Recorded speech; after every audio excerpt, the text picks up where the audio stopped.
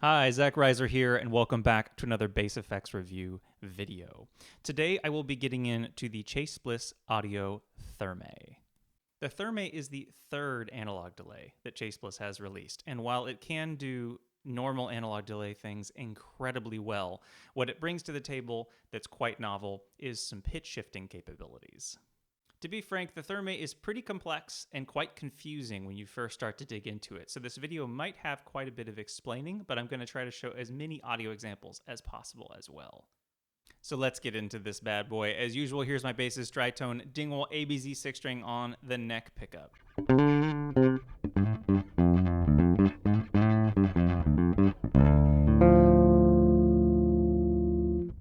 If you want the Thermae to function as a standard analog delay with modulation, all you need to do is click the modulation dip switch in the back, and it turns these two knobs into your standard speed and depth of your modulation.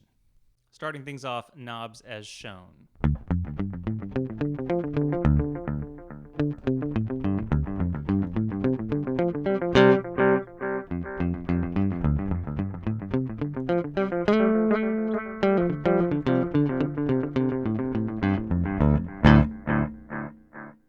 Now, the low-pass filter is essentially your tone knob, but it is slightly resonant and pretty interactive with the regeneration in regards to how quickly it feeds back. But real fast, here's the low-pass filter at 9 o'clock.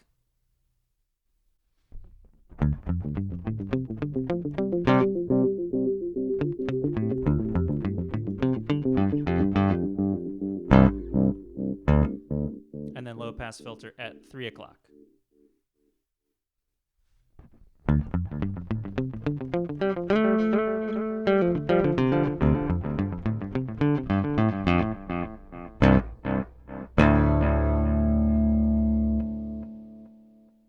So in typical Chase Bliss fashion, you can ramp or modulate any knob on the surface of the pedal with the dip switches in the back. So right now I am modulating that low pass filter knob from full closed to full open with a little bit more regeneration.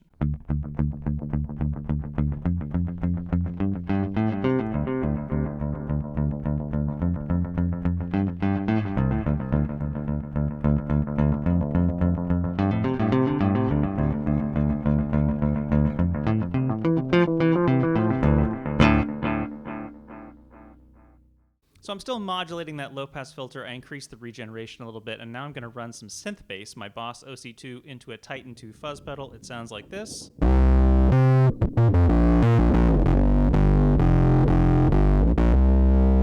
Into that modulated low-pass filtered delay.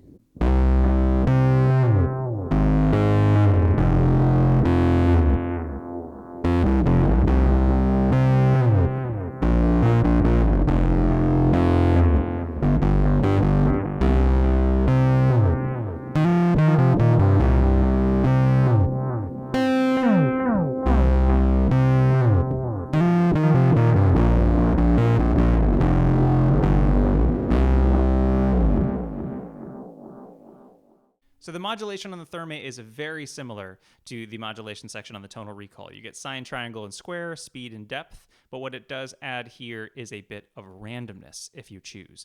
So to show that off here, I have the depth cranked, and I have it on square wave modulation. You'll hear a very kind of steady pulse of that detuning up and down.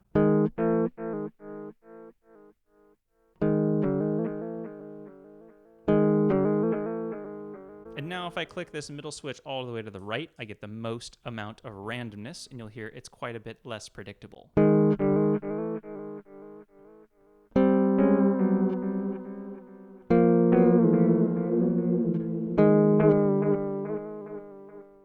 Sticking with this square wave setting, but I've turned the depth down a little bit, I get a really usable organic modulation that doesn't sound quite as predictable as something like a standard sine wave.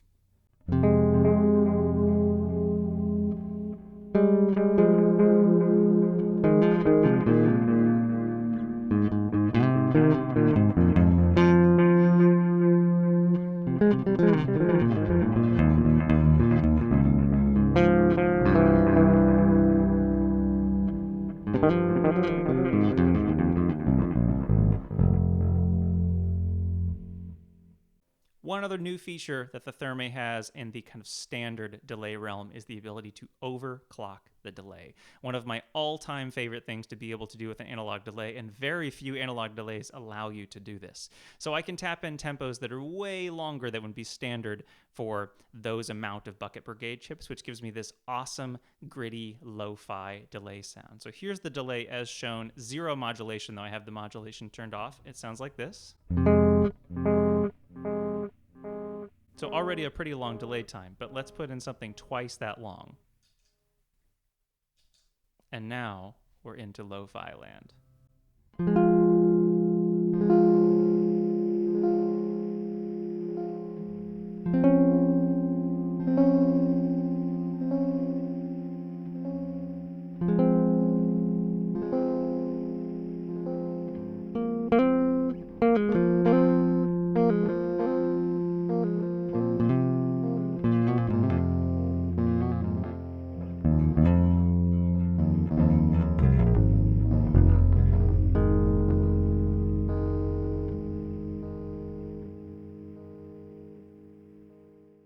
It's time to finally get to the pitch shifting, which is what really separates the Thermae from all other analog delays. Now, it's not pitch shifting in the standard sense. It's pitch shifting by changing the delay time. So it really functions almost more like a sequencer because the time of your delays is changing, not just the pitch, which can lead to some really cool creative outlets.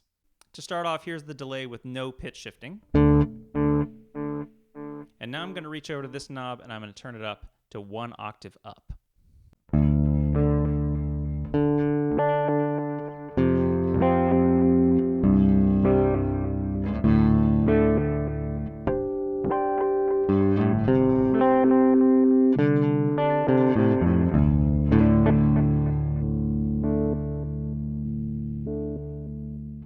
Now, if I turn on the second pitch shifting knob to an octave, now it's pitch shifting up an octave from the second repeat. So it's actually going up 2 octaves from my original sound.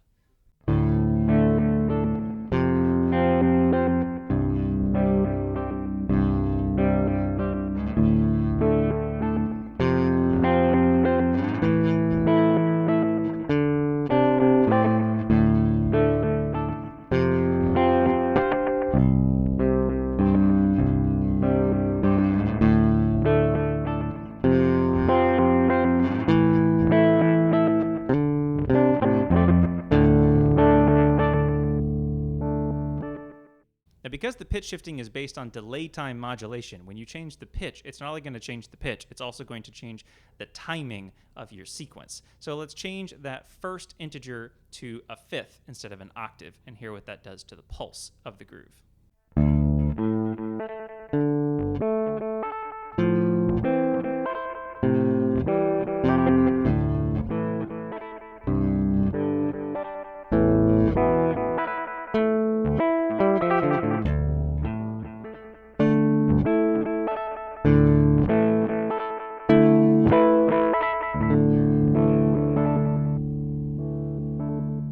Now, it's a little bit confusing to try to figure out when those pitch shifts are going to happen because they're changing the timing based on the pitch. And it gets even more confusing if you touch these 3 toggles because that's kind of setting where the pitch shift is going to start, but then the pulse is dependent upon the pitch. Kind of confusing. So here's a new sequence. I have the first interval at 2 octaves, the second one at down a fourth, and then I've changed some of the timings as well to get kind of a different pulse on this particular sequence.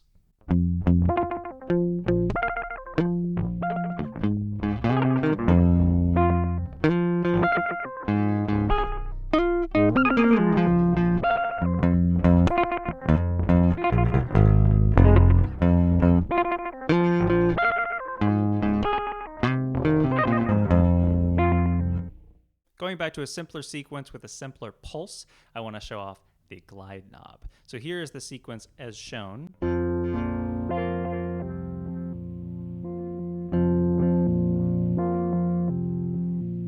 now when we introduce some glide, you get some portamento or sliding between those changes.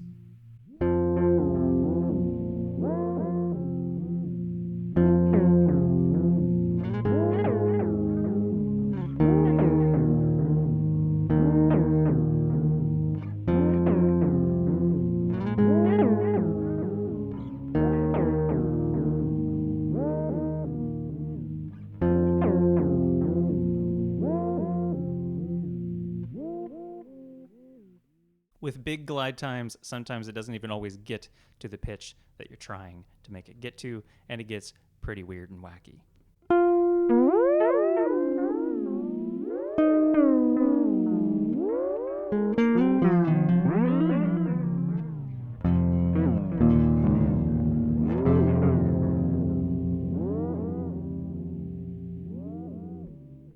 Simple sequence using that octave interval, so you get that octave and 2 octaves, but now I'm modulating or ramping the glide knob.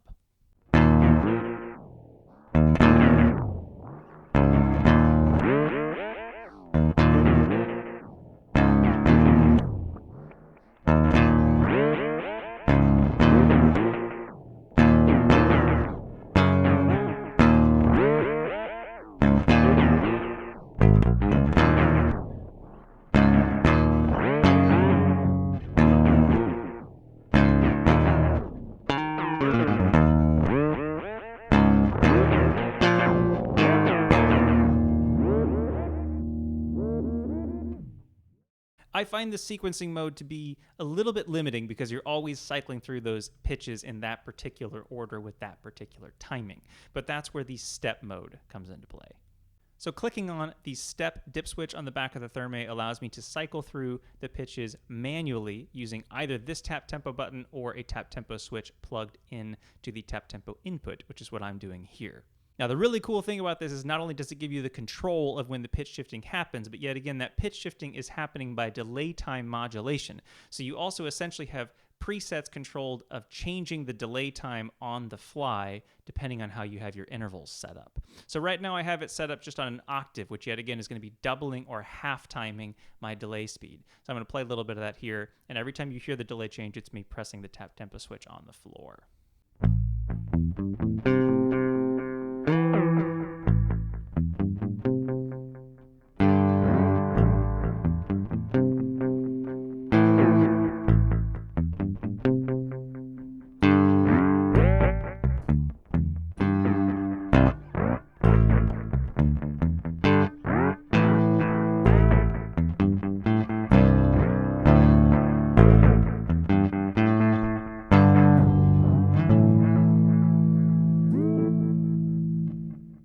So I've turned on the second pitch now, so I can cycle through 3 different pitches with my step or my tap tempo button.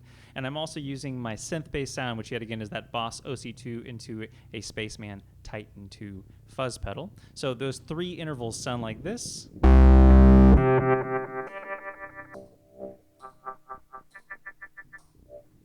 And you can hear I have the regen up pretty high, so it's almost at that self-oscillating range. Let's hear a little bit of that.